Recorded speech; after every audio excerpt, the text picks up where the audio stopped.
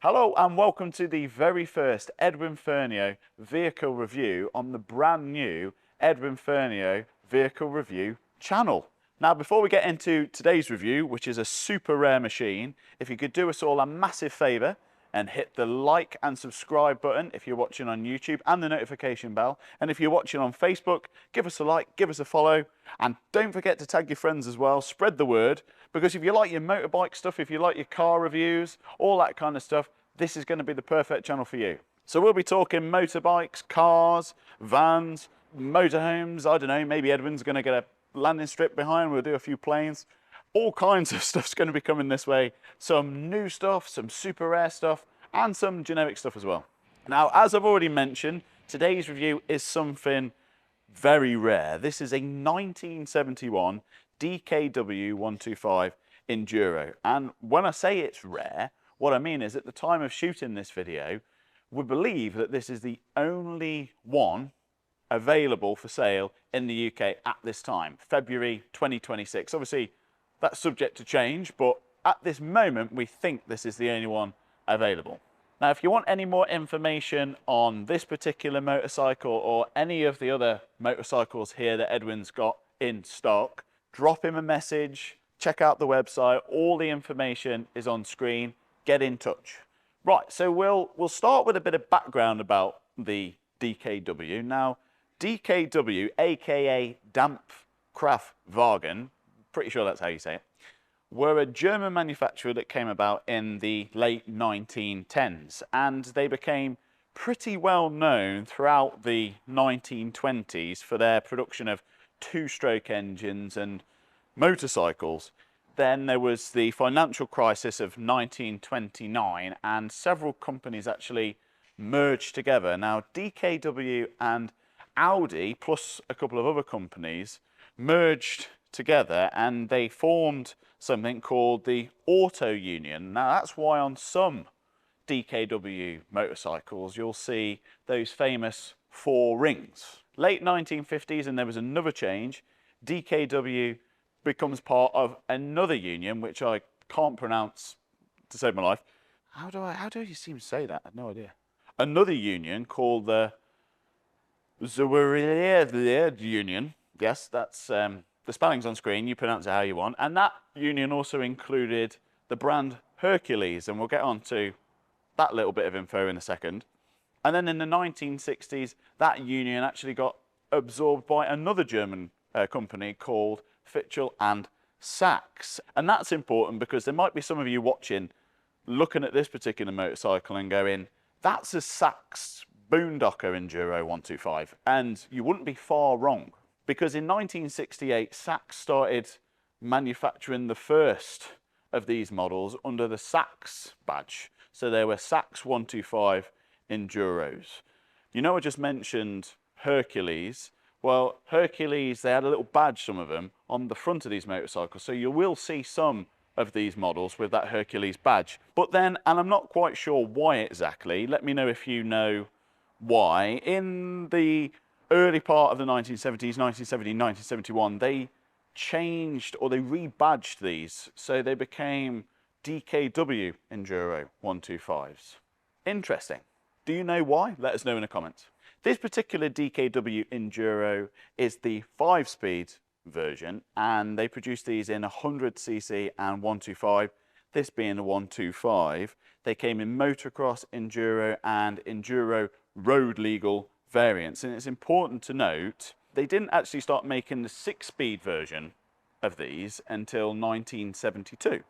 Now let's take a closer look at some of the features. We'll start with the engine. Now, as we've already mentioned, this engine is Sachs built, but one of the interesting features I think with it is it's got the DKW badge on the side, which maybe Sachs were making some engines and they were stamping them DKW at the time. Who knows? If you know more about that, let us know in the comments.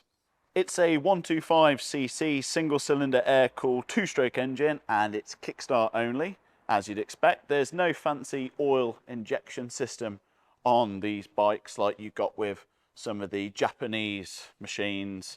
This is proper old school, petrol and oil pre-mixed, typically around 25-to-1 ratio in this fuel tank, which is roughly 2.6 gallons. Now, on some of the early versions of this bike, pre-1971, electrical power was supplied by a Bosch magneto system, often using the energy transfer setup. However, because this is a 1971 model, it is fitted with a 6-volt battery, and that supplies power to the headlight and the tail light.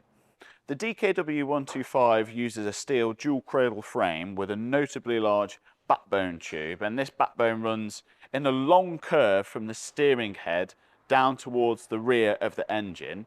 Twin down tubes curve underneath the engine, and reinforcing the cradle at the front of the motor is a flat steel skid plate, and this obviously helps protect the engine from rocks, debris, trail damage. It's exactly the kind of thing you want on your enduro bike should you be riding along and then trail off onto a canyon or something.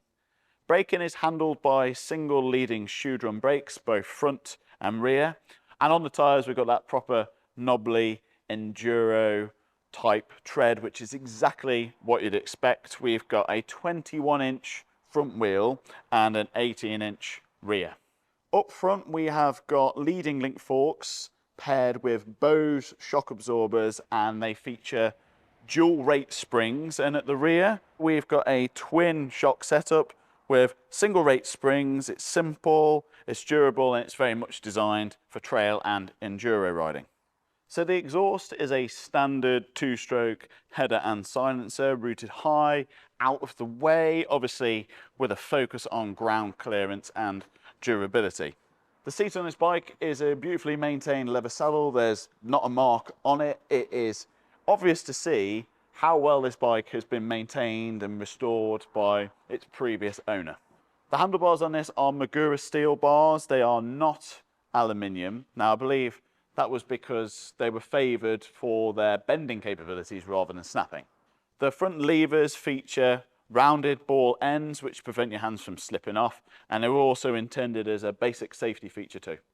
The gear shift and the kickstart are on the left-hand side, which is a very European thing of the time, and the throttle and the clutch are both cable operated. Kick-out stand is solid and secure, and we've got fold-up foot pegs too. So the speedo on this shows just over 1,300 miles, which is pretty low for a motorcycle of this age.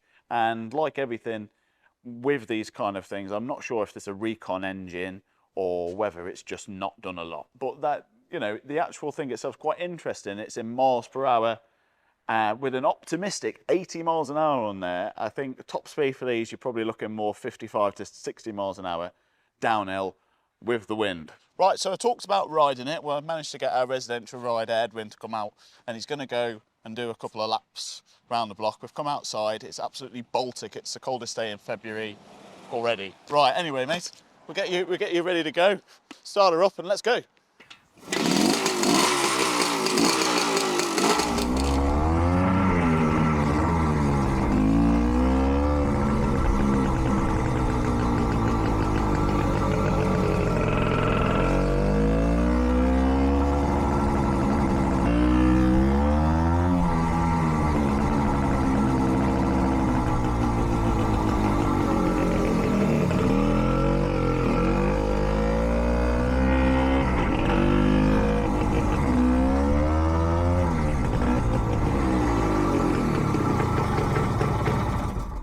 Right, so Edwin's done a couple of laps around the unit on the Enduro 125cc.